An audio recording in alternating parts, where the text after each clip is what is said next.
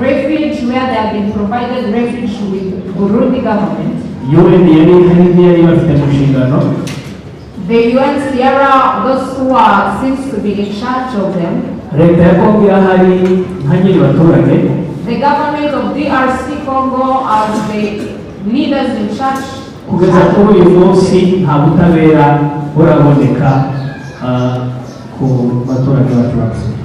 Up to now, there is no yet justice to those who have been killed. Umunyamategeko mutekereza yuko agiye mpamvu ubutabera bwabo butaraboneka mu gihe nyuma y'ubwicanyi hari abiyemereye bonyine bigamba yuko bari mu bakoze ubwo bwicanyi barimo witwa Pasteur Habimana wari umuvugizi wa FNL na Gatorwa. So I ask you as a lawyer, what this which is happening even after the killing, that those who are boastful that they are the one accepting that they are the one who did it, the participators who participated in the killing of the massacre in Gatumba, among them they are Agatorwasa, among them, they are there accepting that they are the one who participated in the killing of our own people, and yet there is nothing is happening. Turaza kwakira abandi bantu nk'ababiri cyangwa batatu bari bubaze hanyuma mutege baze gusubiza cyane. So we are going to welcome other one or two people asking questions to you, then you answer it. Yes, I will go.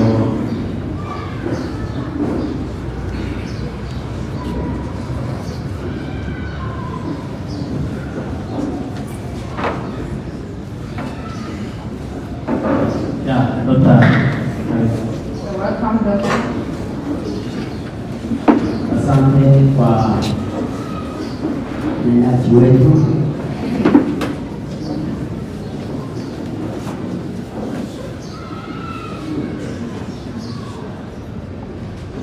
Asante kwa mnenaji wetu. Ninaitwa Dr. Benjamin. Ni mojawapo wa marefugee hapa Kenya. Swali langu ni kama vile lake, lakini nitaendelea kidogo. Yeye ameuliza kuhusu mauaji ya Gatumba, lakini mimi nitajaribu kuendelea kidogo kuhusu mauaji ya East Africa Community. Katika karibu kila nchi ya Afrika Mashariki au Afrika Central kuna mauaji ya aina hii. Inaweza kuwa si open kama hii ya Rwanda, lakini kila nchi hapa, hata Kenya hapa, Afrika nyingine kama East Africa, Uganda, South Sudan, tunasikia kila wakati kuna mauaji. Na huku kwa upande mwingine kuna mahakama ya Afrika, na hii mahakama ya Afrika tunasikia kwamba inatenda kazi kila wakati, na kuna ukweli, maloya walijifunza vizuri mpaka leo. Kitu gani kinafanya mahakama hii isitende kazi?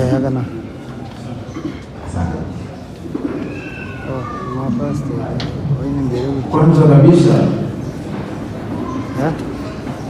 mimi na wengine tunahusika toka katika mataifa mbalimbali. Tayari tumeunda jopo ya kushughulikia mambo kama haya, na hivi karibuni tuliwasilisha kesi hapa Kenya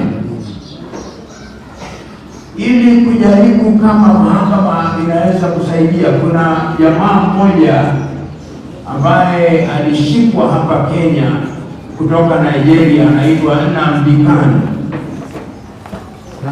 Tuliwasilisha kesi hiyo na tumepata uamuzi na serikali ya Kenya ikapatwa na hatia, na mteja wetu amepewa milioni 10 za Kenya. Ilikuwa ni katika harakati za kujaribu kama mahakama ya nyumbani yanaweza kufanya hiyo kitu ambacho Waingereza. Kwanza kuwashukuru wenzangu ambao wamenialika ili nifike nanyi kwa minajili ya kukumbuka wale ambao walifariki au kujeruhiwa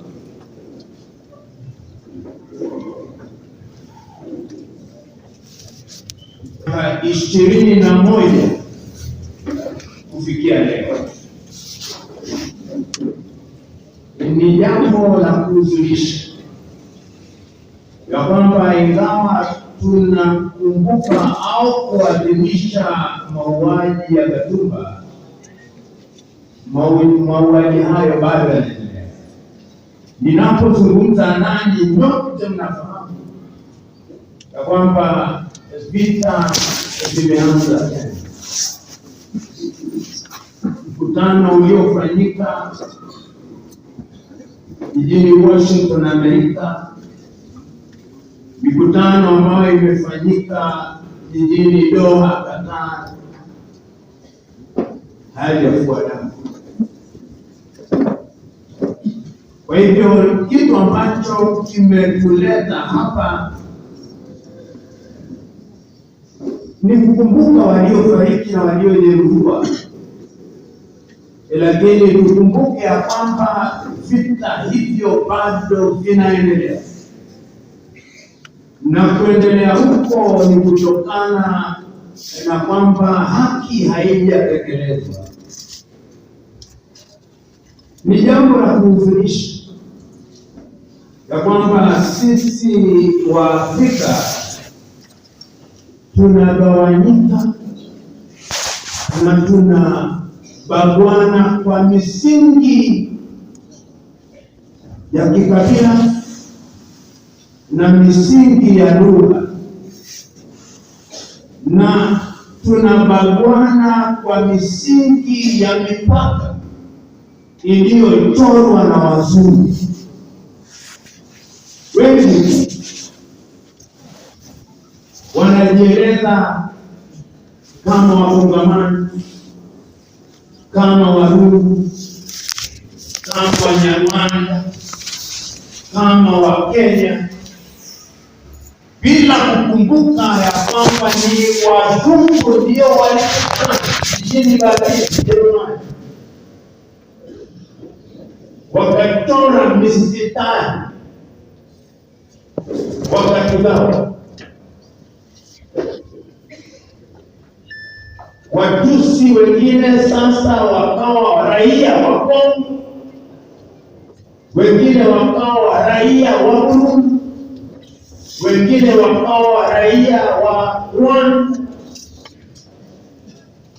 wengine wa Masai, wengine wakawa wa Tanzania au Watanganyika hapo awali, wengine wakawa wa Kenya, wa Somali, wengine wakabaki Somalia, wengine wakawa wa Kenya, wengine wakawa Ethiopia, wengine wakajipata Djibouti, na bado tunabagwana. Tuna jumuiya ya Afrika Mashariki. Lengo la jumuiya hiyo ya Afrika Mashariki ni kuhakikisha kwamba tuna amani na maendeleo ya kiuchumi. Hii leo tuko hapa tunaadhimisha mauaji ya Gatumba, lakini viongozi wa serikali hawapo,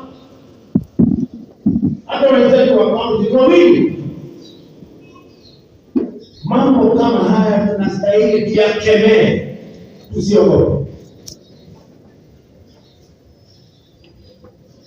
Ingekuwa ni vizuri kama balozi wa Kongo yuko hapa,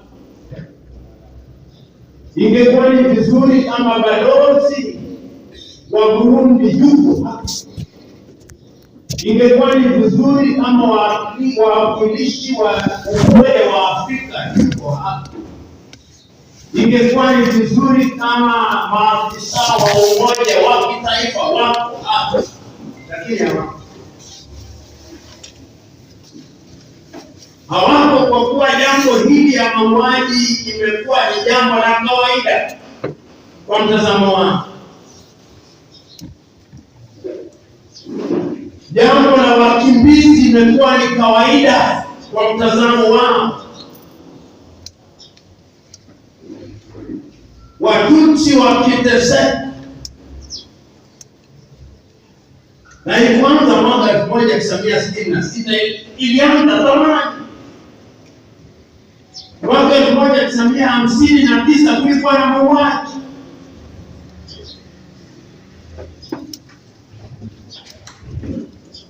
Tumekuwa na mauaji na kuangaishwa na kudhalalishwa kwa Watutsi nchini Kongo, nchini Burundi, chini ya uangalizi wa Umoja wa Mataifa. Hii leo ningetarajia ya kwamba kuna tamko kutoka kwa mwenyekiti wa Umoja wa Kitaifa au katibu mkuu, ungekuwa na matamshi au tamko kutoka kwa mwenyekiti wa Umoja wa Afrika jijini Addis Ababa, lakini wamenyamaza.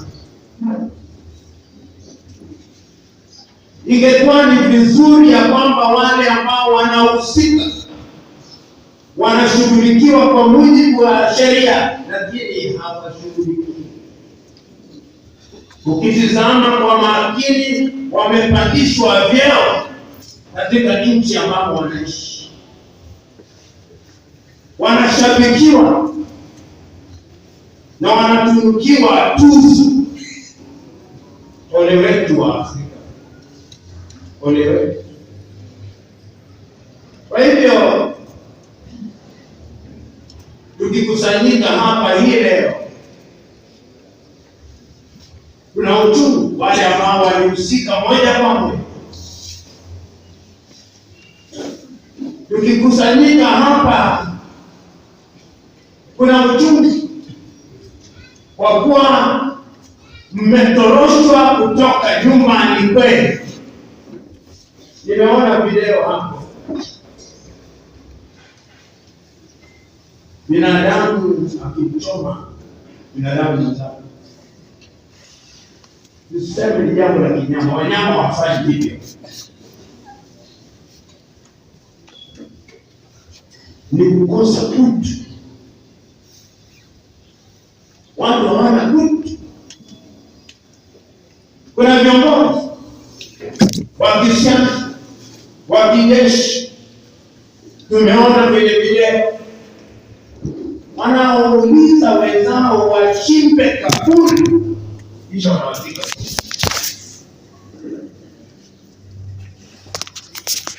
Tumeona vijana wanadhalalisha, wanavuliwa nguo na kufungwa,